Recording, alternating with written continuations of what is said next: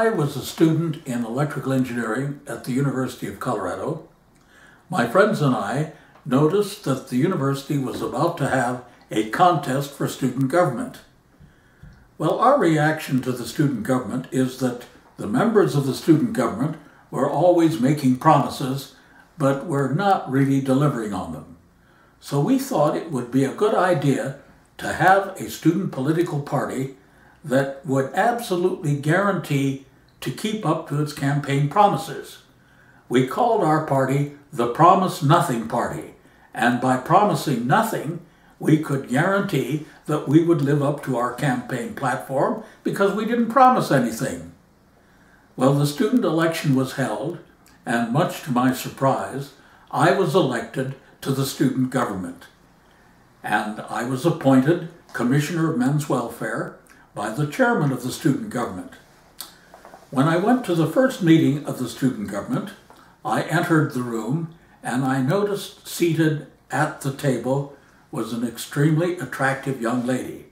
It turns out that her name was Gwendolyn Van Derber, and that she was the sister of Marilyn Van Derber, who later became Miss America. Well, the seat next to Gwendolyn Van Derber was free, so I took the seat and I had a pleasant chat with Gwendolyn. In fact, she was such a pleasant and nice person that I was delighted that I had been elected to the student government and given an opportunity to seat next to such an attractive and charming young lady. Well, about this time, the engineers were going to have their annual engineers ball, which was held at the Memorial Center. So it was customary in going to the engineers ball to take a date if you could find one. Since I was next to Gwendolyn Van Derber, I figured, well, why shouldn't I ask her? And much to my surprise, she agreed to go.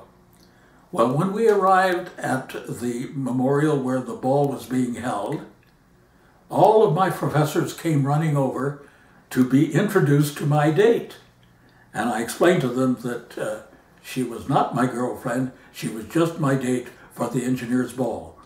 Well, we had a pleasant session at the engineers ball. In fact, it was so pleasant, I thought it would be nice to have another date with Gwendolyn Van Derber. So I said, how about next Saturday? Well, it turns out she was busy next Saturday. Well, I said, how about the Saturday after that? Well, she was busy the Saturday after that. So I said to her, well, when are you not busy? Well, it turns out she was always busy. So, unfortunately for me, the only date that I ever had was the date to the engineers ball.